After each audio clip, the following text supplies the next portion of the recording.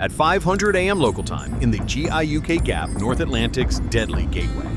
Aboard the bridge of HMS Diamond, the Royal Navy watchstanders strain their eyes at radar and sonar screens, confident that these waters remain secure. But they were wrong. Directly beneath their keel, concealed within the crevices of the seabed, lay K-564 Arkhangelsk, Russia's 13,000-ton nuclear leviathan, stalking them like a ghost. The Russian captain gazed at his fire control display with an arrogant smirk, believing he held a knife to NATO's throat undetected. But that smirk would be short-lived. Moscow had no idea that just 14 nautical miles away, the U.S. Navy's true monster was already lying in wait, lurking in the shadows, waiting for the precise moment to pull the trigger. Why would a fleet as well-equipped as Britain's be blind to such a colossal submarine? We must first talk about this damn kill box. The GIUK Gap. The space between Greenland, Iceland, and Britain is no calm swimming pool. Imagine the seabed here as a giant stone wine cellar, jagged, 4,000 meters deep. Sound doesn't travel straight here. It bounces wildly off the rock walls, creating billions of chaotic echoes. The captain of the Russian Yasin M was no amateur. He took advantage of this terrain, diving the submarine deep below the thermocline, a layer of water with a sudden change in temperature that acts as an invisible shield. When the HMS Diamond emitted sonar waves to search this layer, bent the sound waves up to the surface or down to the bottom, making the submarine below completely invisible. The British ship was looking into empty space, but in reality, they were standing right on top of a loaded gun. The Russian sub slipped in here like a cockroach slipping into a kitchen wall crack. Extremely difficult to catch and incredibly annoying. In theory, the Russians have every right to be here, but the submarine's profile clearly indicates it is engaged in covert ops. Moscow's objective is clear. They want to demonstrate that they can penetrate deep into NATO's backyard map, out vulnerabilities, and if ordered, sever Europe's communications in a heartbeat. But in anti-submarine warfare, ASW luck is also a skill. The British P-8A Poseidon patrol aircraft circling listlessly overhead decided to perform a final check. They killed their active sonar and activated their sixth sense, the magnetic anomaly detector MADE. Think of it this way, even if the Russian submarine was as silent as a cat, it was still a 13,000-ton block of steel. And a huge block of steel moving through water distorts the Earth's magnetic field. Suddenly, the readout on the P-8's instruments spiked. The indicators flipped from green to bright red. Contact! A shout rang out on the bridge. Instantly, HMS Diamond sprang to life. The general quarters alarm screamed, shattering the false calm. British officers rushed to their battle stations. The British captain knew he had only seconds before the target submerged again. He ordered one ping only. From the bow of the Diamond, a powerful, active sonar beam shot straight down to the suspected location to lock onto the target. The Russian captain, a cunning old fox, realized he had been exposed. He did not panic, nor did he order to dive or flee. Instead, he did something no British officer expected. He ordered the firing of a maximum intensity active sonar beam directly at the British fleet. You have to understand, this was not a gentle ping, but a huge acoustic shockwave so powerful that it was like wearing a hearing aid turned up to full volume while someone shouted into your ear with a megaphone. The consequences were immediate and devastating. On the P-8, the entire sensitive sonobuoy array was overloaded with signals, and the sensor operator's headphones screamed in agony. Worse still, the HMS Diamond's automated defense system identified this sudden energy pulse as a torpedo launch transient. It's like walking down a dark alley and hearing a sharp click behind you. Your brain automatically screams, "gun," and your body automatically ducks before you even see anything. The British ship's computer did the same. It heard the strange sonic boom and defaulted to thinking it was the sound of a torpedo being launched from its tube. Following its pre-programmed survival reflex, the British destroyer was forced to make a hard evasive turn to dodge the ghost torpedo. The anti-submarine formation broke apart, and in the chaos of white water and noise, the Russian submarine once again vanished into the darkness. Could the British have reset their systems and found him again? Theoretically, yes, but in AWS, time is the only currency that matters.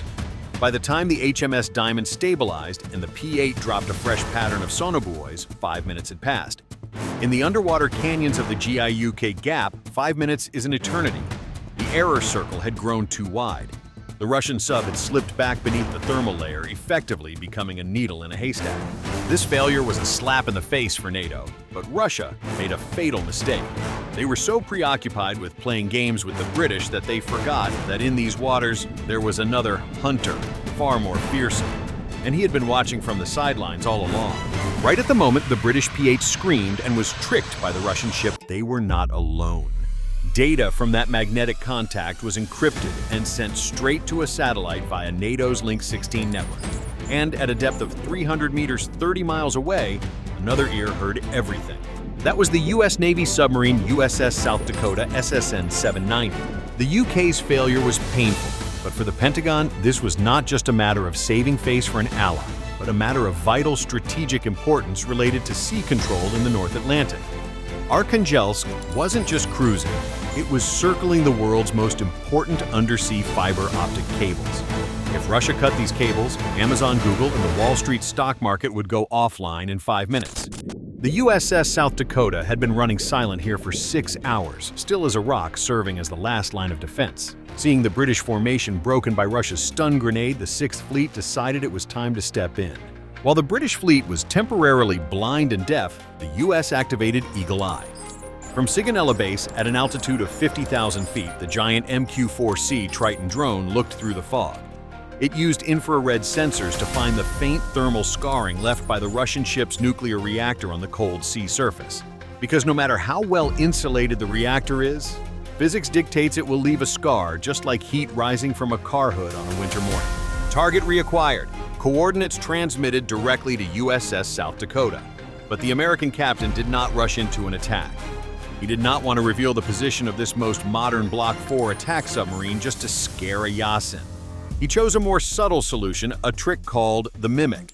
From the South Dakota's tube, a snakehead LDUUV, a large unmanned underwater drone, drifted out. It glided smoothly, slipping into the baffles directly behind the Russian ship's screws where Russian sonar was completely blind. The range closed to 50 meters, a suicidal distance if these were two real ships. And then Snakehead began to sing. It did not emit random noise. It played a pre-recorded, highly distinctive sound, the sound of water flooding into a tube flood, accompanied by the hiss of high-pressure air. To any submarine sailor, that is the sound of death. It was like the sound of a shotgun being racked right behind your neck in the dark. But the real trick was in the frequency. Snakehead had accurately simulated the acoustic signature of a Seawolf-class SSN-21. You have to understand the Seawolf was no ordinary submarine. It was a monster designed specifically to hunt down Soviet subs. It carried more torpedoes, ran faster, and dived deeper than anything Russia had. In that moment, the Russian captain froze. He heard the cocking sound of the planet's most dangerous enemy right behind him. His brain analyzed the situation extremely quickly. If this is a real Seawolf, and it's right in my baffles, I've been dead for 10 seconds. In that cramped iron box at the bottom of the sea, the Russian captain had no time to call Moscow for instructions. He was playing poker with death, and he had just realized his opponent was holding a royal flush. He didn't dare bet the lives of nearly 100 sailors on the assumption that the Americans were lying. He shouted into the internal comms emergency evasion flank speed, and that was when Russia lost. If he had remained silent and moved slowly to hide, he would have been a stationary target, a sitting duck waiting to die. Modern torpedoes never miss a stationary target. There was only one option left: run faster than death chasing him. He had to trade his mission for his life. The K-564, drifting in stealth mode, suddenly revved its engines to escape the imaginary Seawolf monster behind it. The massive screws spun at maximum RPM, creating a deadly physical phenomenon called cavitation. Millions of air bubbles exploded around the blades, creating a terrifying noise that echoed across the ocean.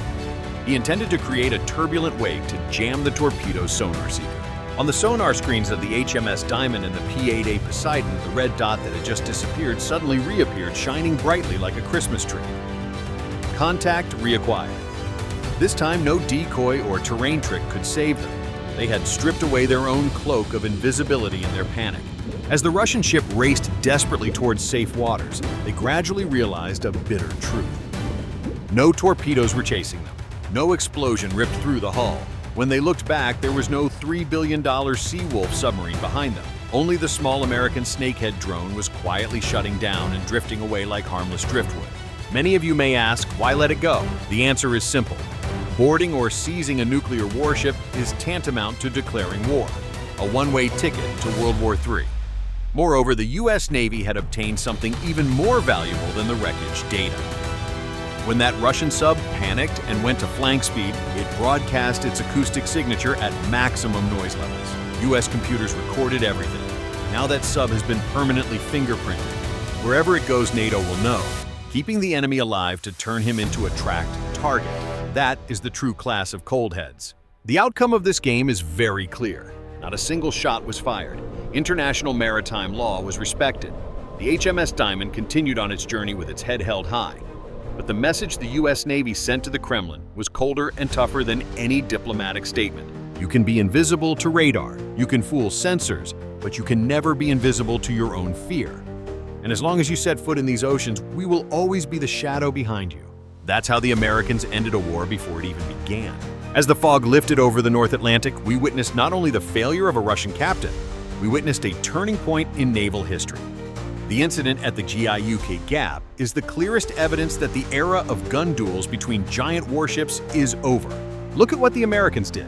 They didn't use a $2 billion destroyer to fight the Russian submarine. They used a submersible robot UUV worth a few $1 million to do it. That LDUUV snakehead knows no fear, needs no sleep, and most importantly, it can disguise itself as anything from a harmless whale to a bloodthirsty seawolf assassin.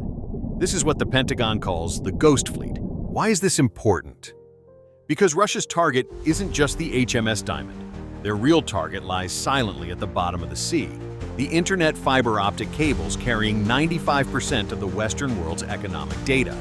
Russia wants to prove it can strike at the throat of this digital economy at any time. But the US Navy responded with a harsher message. You want to play hide and seek in the dark. We don't just see you in the dark, we are the darkness.